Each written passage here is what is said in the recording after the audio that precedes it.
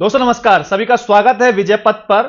अब पूरे देश में लोकसभा चुनाव है। उत्तराखंड में 5 सीटों पर लोकसभा चुनाव लड़ा जाना है।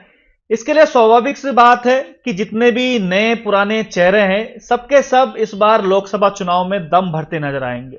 लोकसभा चुनाव तो कुछ लोग बाद में लड़ेंगे, पहले उन्हें अपनी पार्टी से टिकट के लिए लड़ना पड़ेगा। तो ऐसे ही कई ऐसे संभावित प्रत्याशी की सूची हम लोगों ने तैयार की है, जो इस समय भाजपा, कांग्रेस या निर्दलीय चुनाव लड़ने वाले हैं।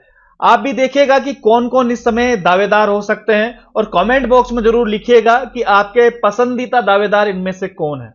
सबसे पहले अगर हम भाजपा की बात करें तो भाजपा में एक लंबी चौड़ी लिस्ट है कि किसको टिकट मिले, किसको टिकट नहीं मिले। कई दावेदारी, कई आवेदन भाजपा के पास आ चुके हैं।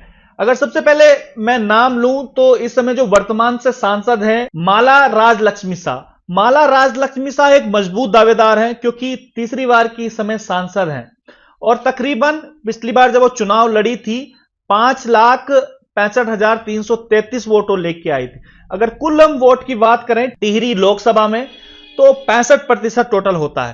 कांग्रेस को 3 लाख वोटों से उन्होंने हराया था। तो एक मजबूत दावेदारी पेश की जा सकती है माला राजलक्ष्मी शाह की।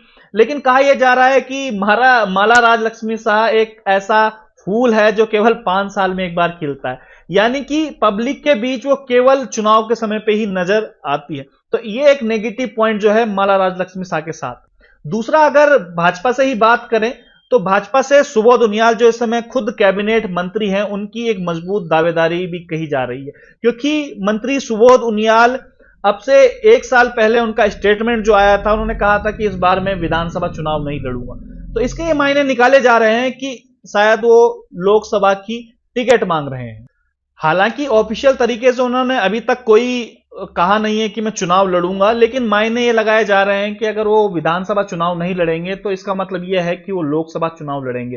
तो एक मजबूत दावेदारी भी सुबोध उनियाल की हो सकती है। इसके अलावा एक और नाम लाखीराम जोशी, जो अभी अभी जो भाजपा के प्रदेश अध्यक्ष हैं महेंद्र भट्ट, उनसे मिले थे और अपनी दावेदारी उन्होंने पेश करी, साथ ही साथ आवेदन भी उनको दिया था। हालांकि जिस समय तत्कालीन सीएम त्रिवेंद्र सिंह रावत थे, उनके खिलाफ जो एक लेटर उन्होंने लिखा था तो पार्टी से निष्कासित 2020 में उनको कर दिया गया था। फिर बाद में पार्टी में उनकी वापसी हो गई। भाजपा से चुनाव लड़ने के लिए एक लंबी लिस्ट है। इस लंबे लिस्ट में जिस समय कैबिनेट मंत्री हैं गणेश जोशी जी, उनकी बेटी नेहा जोशी भी दम भर रही है।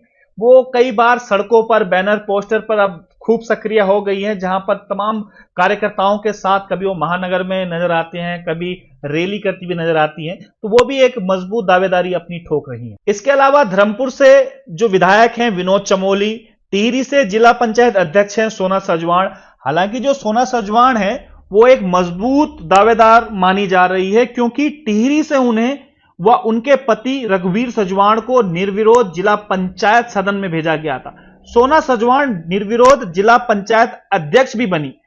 जनता के मजबूत पकड़ के चलते भाजपा हाईकमान सोना सजवाण पर विश्वास जता सकता है, एक मजबूत दावेदार वो हो सकती है। इसके साथ प्रदेश उपाध्यक्ष कुलदीप कुमार, कुंवर जपेंद्र, विकासनगर से विधायक मुन्ना सिंह चौहान, खुद पूर्व सीएम त्रिवेंद्र सिंह रावत, आदित्य कोठारी, राम प्रकाश पैन्यूली जैसे नाम इस लोकसभा चुनावी समर में हमें देखने को मिल सकते हैं। अब अगर कांग्रेस की बात करें तो कांग्रेस से प्रीतम सिंह पिछली बार टिहरी लोकसभा से चुनाव लड़े थे। हालांकि वो हार गए थे, लेकिन टिहरी लोकसभा में कांग्रेस से मजबूत दावेदार प्रीतम सिंह और कोई नहीं है क्योंकि कांग्रेस में इनके अलावा कोई चेहरा नजर नहीं आता है। हालांकि प्रीतम सिंह लोकसभा चुनाव लड़ने की संभावना से मना कर रहे हैं। जब 2019 में भी चुनाव हुए थे, वो भी उस समय मना कर रहे थे कि मैं चुनाव नहीं लड़ूंगा, लेकिन जब बाद में पार्टी ने इन्हें टिकट दिया तो वो चुनाव लड़े। तो ये एक राजनीति स्टंट भी होता है कि चुनाव नहीं लड़ूंगा, लेकिन एक मजबूत दावेदार प्रीतम सिंह कांग्रेस की तरफ हो सकते हैं। इसके अलावा कांग्रेस सरकार में कैबिनेट मंत्री रहे नवप्रभात जी भी कांग्रेस से अपनी दावेदारी ठोक रहे हैं कि भाई टिहरी से उनको टिकट दिया जाए।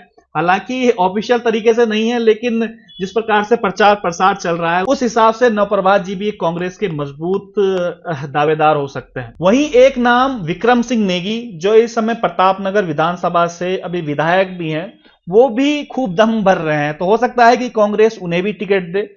सुरवीर सिंह सजवाण जो पूर्व कैबिनेट मंत्री रहे हैं, हालांकि ऋषिकेश से विधानसभा का टिकट मांग रहे थे, वो उनको नहीं मिला। तो हो सकता है कि इस बार जो लोकसभा टिहरी है उनको टिकट दिया जाए। तो ये तमाम नाम जो इस समय कांग्रेस में चहलकदमी या आम जवान पर कह सकते हैं कि कांग्रेस से इन सबको टिकट दिया जा सकता है।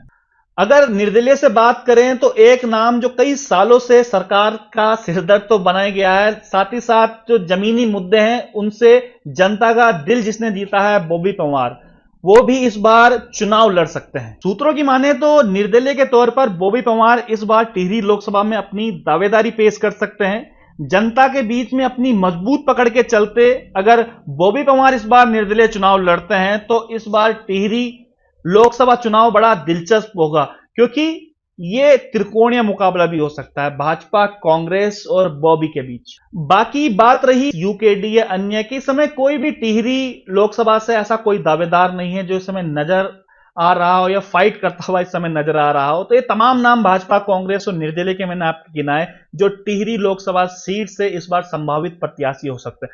तो इन सब में से आपको कौन सा प्रत्याशी पसंद आया या किस प्रत्याशी को इस बार आप वोट डालने जा रहे हैं? कमेंट बॉक्स में अगर कुछ नाम छूट गए हों तो वो भी आप बताइएगा। और नेक्स्ट एपिसोड में हम हरिद्वार लोकसभा का भी एक विश्लेषण हम लोग करेंगे कि हरिद्वार लोकसभा से ऐसे कौन से संभावित प्रत्याशी हैं, चाहे वो भाजपा से है, कांग्रेस से हो या अन्य दलों से हो या खुद निर्दलीय हो, ऐसे कौन से लोग हैं जो इस समय हरिद्वार लोकसभा से टक्कर दे सकते हैं। तो फिलहाल ये वीडियो आज टिहरी लोकसभा के लिए था, अन्य वीडियो हम जो है वो हरिद्वार लोकसभा के लिए बनाएंगे। तब तक के लिए बने रहिएगा विजय पथ न्यूज पर। बहुत बहुत धन्यवाद।